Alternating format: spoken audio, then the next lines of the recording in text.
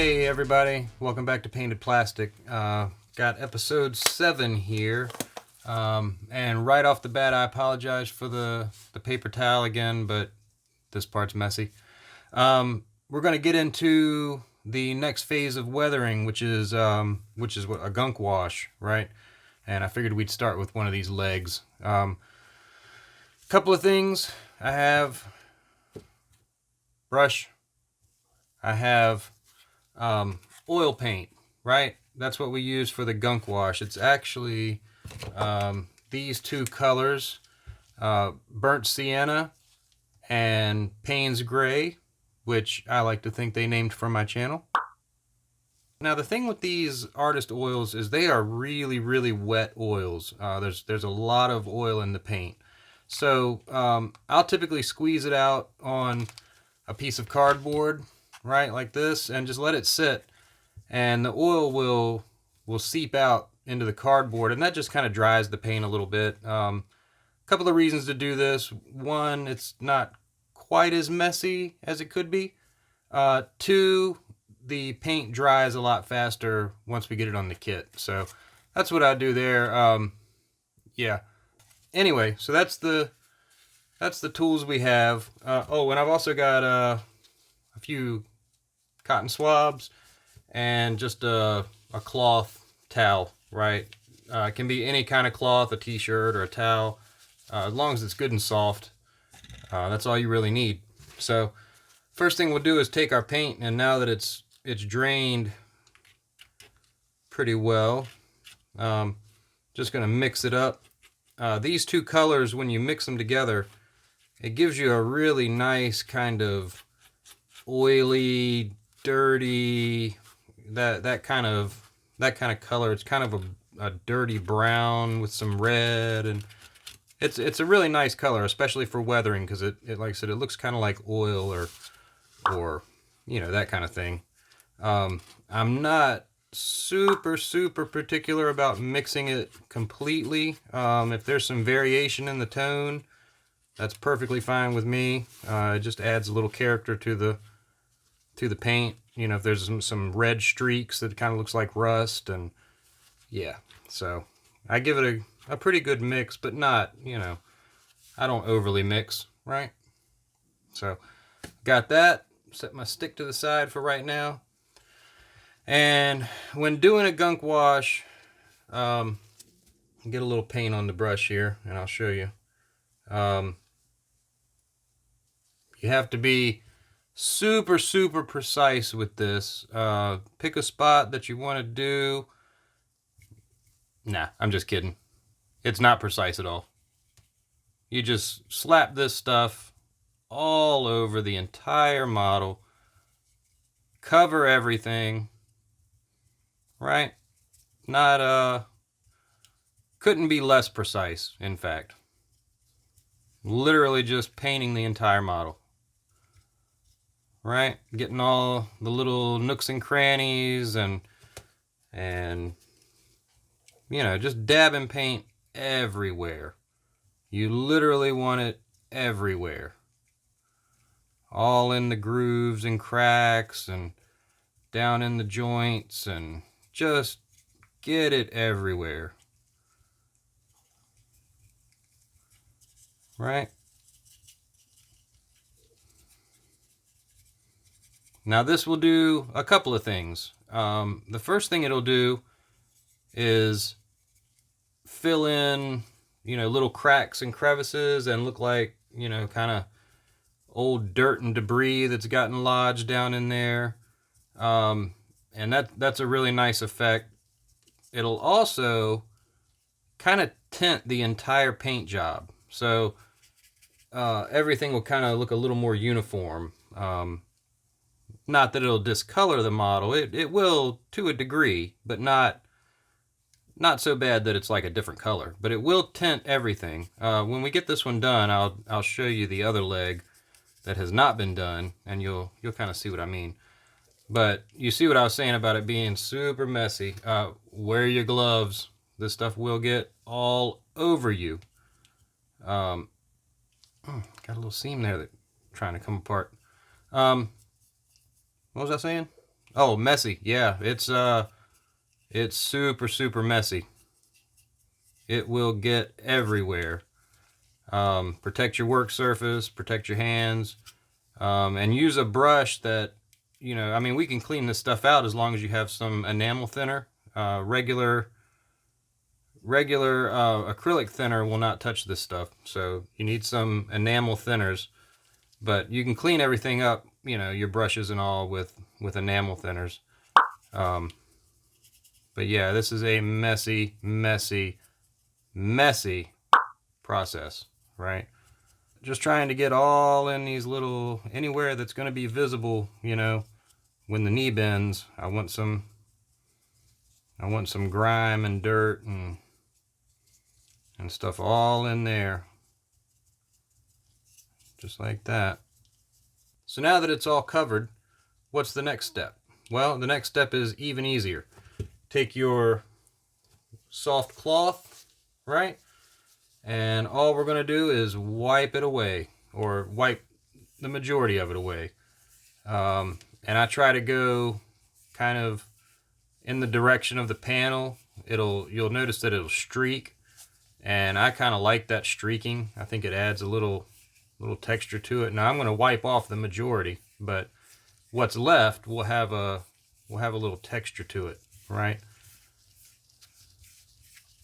You can see, particularly on these silver bits, that it's kind of tinted, and that's what I'm looking for. I want it to tint the paint ever so slightly, kind of bring all the colors together.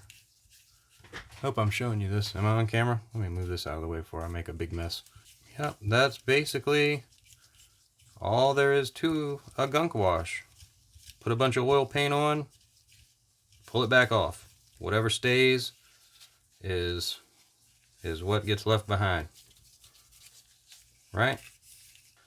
For inside here, I'm gonna grab one of my Q-tips and just gently kind of rub around and get some of that paint off the inside.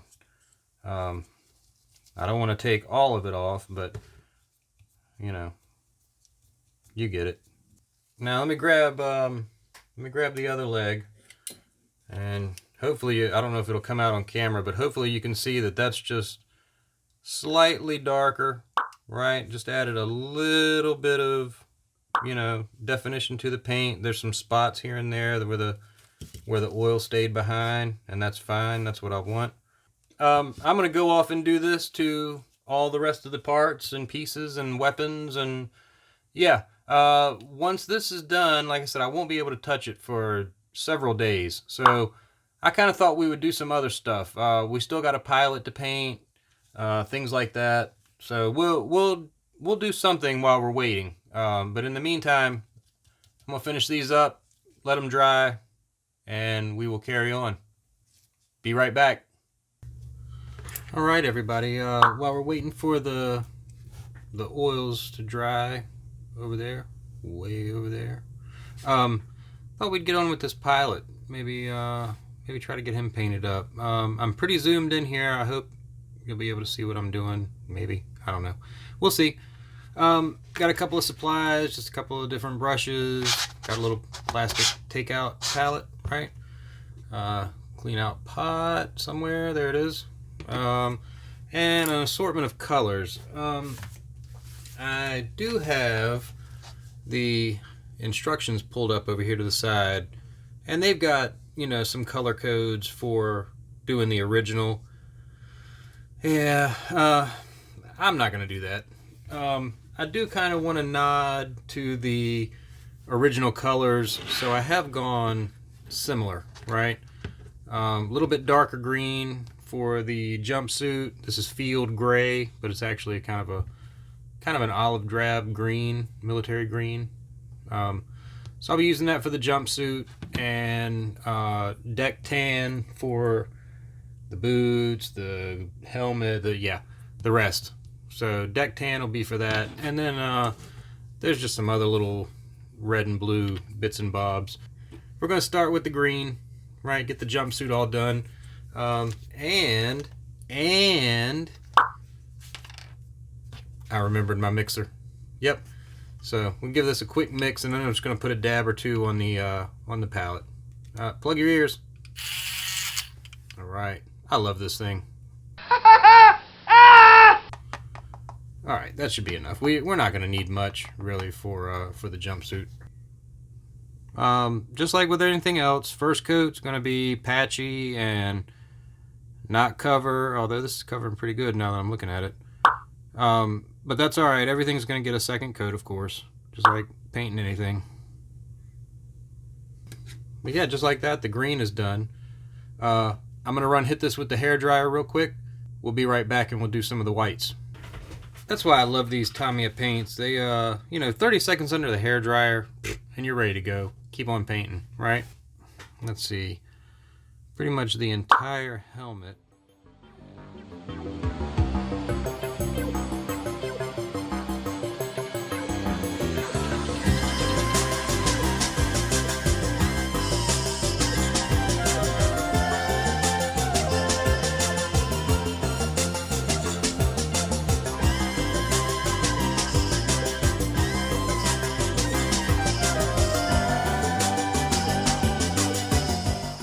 I'll paint the red and the blue off camera, and when we come back, this guy will be ready for something. Top coat, maybe? Yeah. All right. Be right back. I'm going to finish him up. I'll be right back. Okay, everybody. Here's our little wee man. Finished up the blues off camera. I also, once the paint was dry, I gave it a quick gloss coat and a really, really light gunk wash just to kind of bring out some of the details, right? Like his belt buckle there and around his collar, right? So he's all ready to go, all done. The oils are still drying. It's been, I don't even know. It's been forever and the oils are still drying. So I thought we would do one more thing, and that is the clear parts, right? I just made myself a little note here so I wouldn't have to look up what part was what. But we haven't done anything with the transparent pieces, and I kind of want to do that.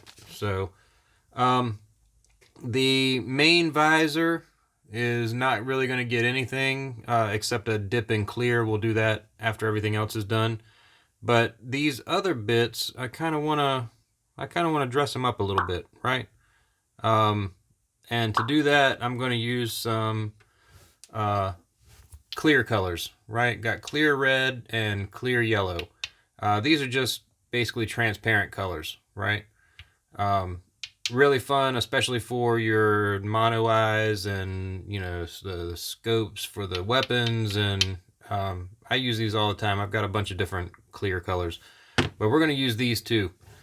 Basically what I'm thinking, the mono eye will be red, and both the scopes for the weapons will be yellow, right?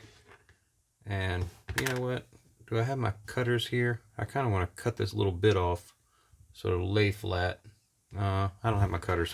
Oh well. Yeah, so we'll get the yellow. All right.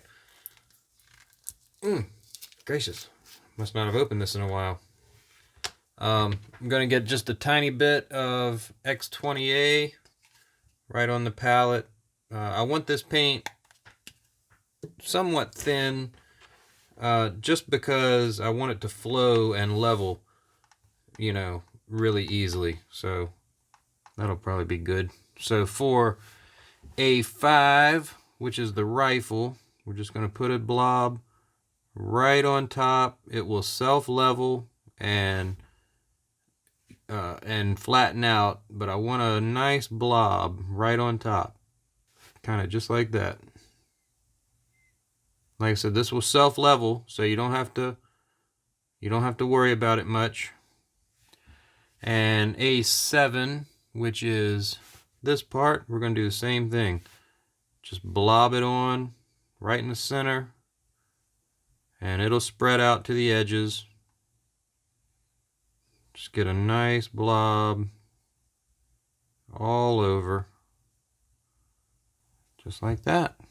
Now we've got a yellow lens for both weapons. Like I said, I want the mono eye to be red, so we'll use clear red, and we're going to do the exact same thing for the red. Get a little bit of paint, and I'm going to dab it right out here. We don't need much. Get a little bit of that thinner and mix in. That should do. And same thing, just blob right on top. Let it seek its own level. It will expand out to the edges, no problem. Just like that. All right. There's one more thing that will happen to these. They will all get a dip in the pledge, the pledge floor care, the clear coat that I use. Clear plastic parts look plasticky. If you dip them in a clear coat, they look like glass, and you'll see what I mean coming up. I'm going to let this stuff dry, and then we'll go over the dip. It's a lot of fun to do, and it really makes your plastic parts look like glass. You'll see.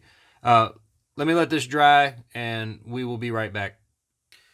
All right, so dipping clear parts. Here, we'll get a shot of this. I don't know how well it's going to come out, but you know, it looks pretty plasticky, right?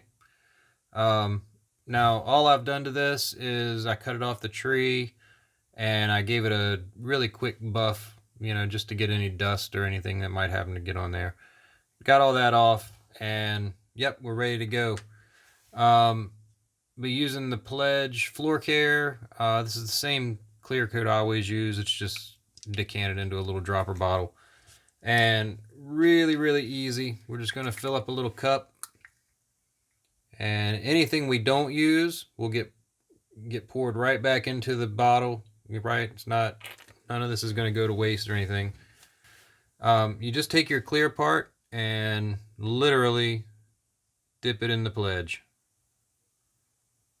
Right? Just like that. Get everything coated.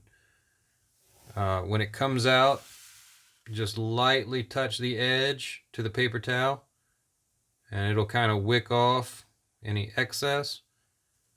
Right? And when that dries, it will look like glass. It will really take away that whole plastic feel to it. Right? So now we gotta, look at that. You see the difference? I'll try to do a side by side.